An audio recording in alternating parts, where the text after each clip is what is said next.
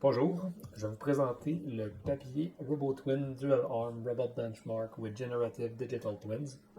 Donc, les auteurs de ce papier-là s'attaquent au problème de données pour les tâches effectuées par des bras robotiques, que ce soit un seul bras ou deux bras qui coopèrent ensemble.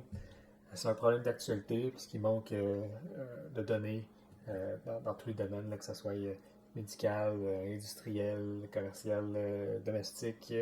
Il manque de données pour entraîner des robots efficaces et versatiles. Donc, ce que proposent les auteurs, c'est de mettre en place un framework pour créer des environnements complets, puis des séquences de mouvements pour les robots à l'aide d'outils modernes de réseaux de neurones, de LLM, euh, puis d'autres techniques que je vais présenter. La première partie de notre travail, c'était de faire des clones digitales de certains objets de tous les jours. Ensuite, de générer les trajectoires via des LLM. Il y a aussi un benchmark vraiment robuste qui a été effectué sur une vingtaine de tâches. Puis au bout de la ligne, les auteurs ont vraiment réussi à prouver que c'était une méthode efficace qu'ils avaient mis en place. Donc, le robot qu'on voit ici, c'est vraiment celui qui a été utilisé là, pour entraîner, faire de la simulation, puis tester même dans le monde réel le framework en question. Donc, comment ça fonctionne, c'est qu'on a des humains qui contrôlent une paire de bras robotiques, puis tu as les autres bras qui travaillent vraiment sur la scène, par exemple, manipuler un couteau pour couper des fruits, on va dire, et on a les caméras qui observent tout ça. C'est aussi la méthode principale pour recueillir des données. On peut s'imaginer comment c'est coûteux, ça prend un humain pour l'opérer, ça prend des objets avec lesquels interagir, donc ça peut être des outils dispendieux, puis on va essayer toutes les marques, rajouter de la variabilité dans nos données, tout ça. Donc c'est très coûteux. Puis aussi, il y a un certain biais vers les données des mouvements qui sont enregistrés parce que c'est des humains qui les ont faits. Je ne dis pas que c'est mauvais, mais ça reste que les données vont être semblables quand même. Il y a une autre méthode pour récupérer des données qui est une approche algorithmique, de simulation. Mais ça aussi, c'est très coûteux parce que là, à chaque tâche qu'on tente de réaliser avec les bras robotiques, il faut vraiment définir clairement c'est quoi l'objectif. Euh, il y a des données, justement, puis des systèmes en place pour générer ce genre de tâches-là, mais il n'y en a vraiment pas beaucoup pour les problèmes à deux bras robotiques. Et puis, on peut aussi utiliser des LLM pour définir les trajectoires des bras robotiques, des choses comme ça, mais ça ne travaille pas bien avec des points clés des objets qu'on doit manipuler ou les axes principaux. Je vais y revenir par la suite. Puis, une technique prometteuse qui gagne de plus en plus de vélocité, c'est l'utilisation de modèles de diffusion. D'ailleurs, ça va être utile dans ce papier-ci. Je vous rappelle, le modèle de diffusion, c'est un modèle génératif. Donc, par exemple, on pourrait donner un nuage de points d'une scène, puis le modèle génératif nous donnerait une trajectoire, comment réaliser la tâche. Donc, la première portion du framework mis en place par les auteurs, c'est la création d'objets de tous les jours. Donc, la première étape, on utilise une image 2D d'un objet comme ici un marteau, puis ChatGPT qui a fait une description de ce marteau-là. Par la suite, ChatGPT fait aussi plusieurs autres descriptions en modifiant quelque peu celle-ci. Donc, disons que c'est un marteau avec un manche noir et jaune. Ça pourrait être un manche bleu et rouge, par exemple. Ou le manche est plus long, puis il est en bronze, des choses comme ça. Par la suite, toutes ces descriptions d'images-là sont passées à un modèle génératif pour transformer ces descriptions textuelles-là en images 2D. En troisième étape, ces images 2D-là sont envoyées vers un autre modèle génératif qui, lui, génère des objets en trois dimensions, qui a un mesh complet, puis les auteurs ont utilisé la plateforme Rodin.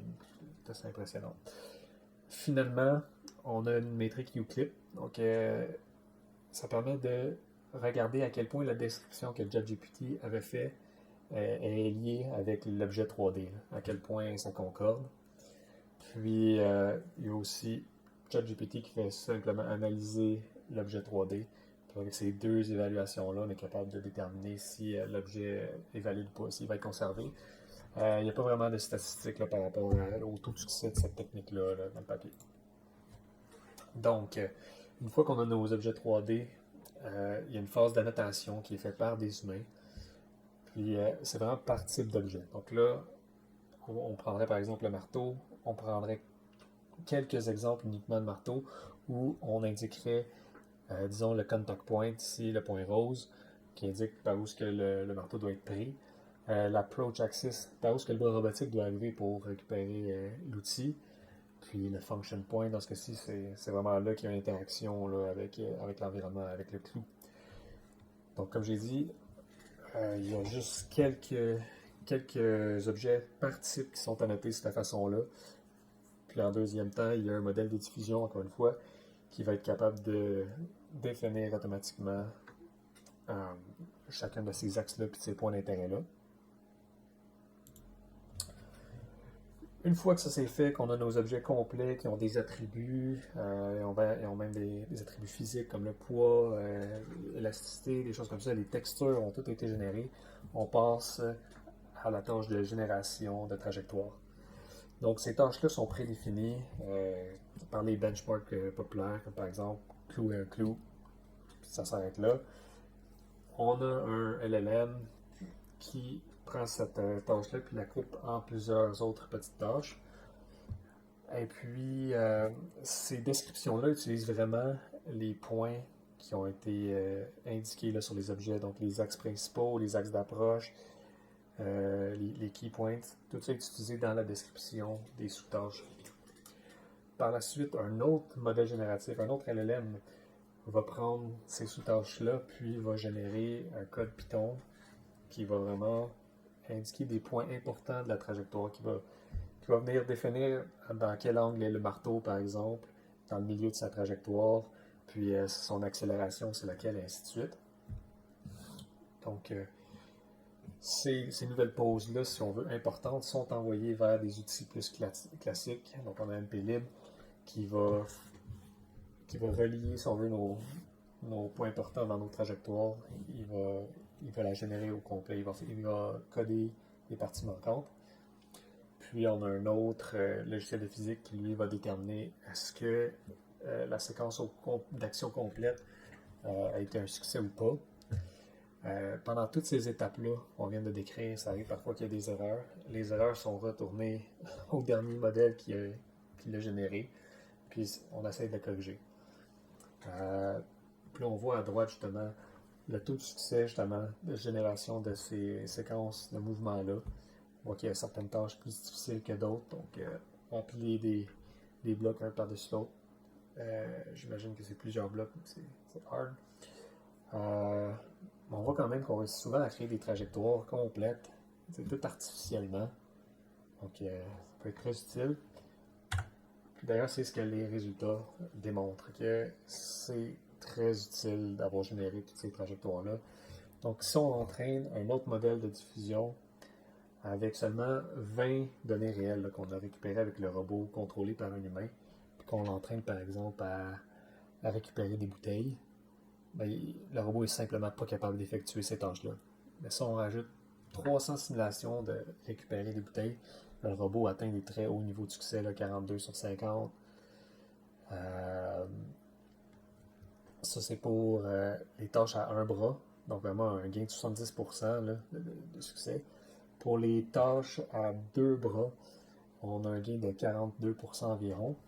C'est important de mentionner par contre que c'est les tâches où les bras font une tâche l'une après l'autre. Ils ne coopèrent pas, par exemple, pour ouvrir une bouteille, enlever le bouchon d'une bouteille en même temps. Ces tâches-là, on a eu très très peu de succès, que les auteurs indiquent.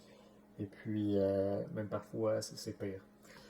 Un autre point intéressant qu'on peut voir ici sur la figure 7, c'est la quantité d'exemples réels que ça prend pour venir atteindre les performances atteintes via les simulations.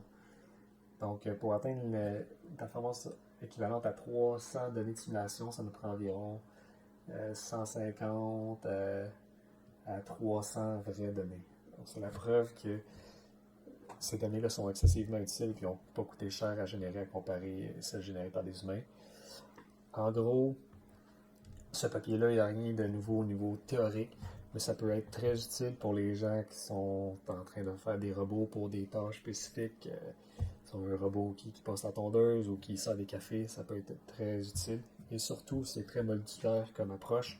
Si demain tu as un nouveau LLM qui sort, tu vas juste le remplacer, puis tout d'un coup, tu vas avoir des données de meilleure qualité. Merci de m'avoir écouté.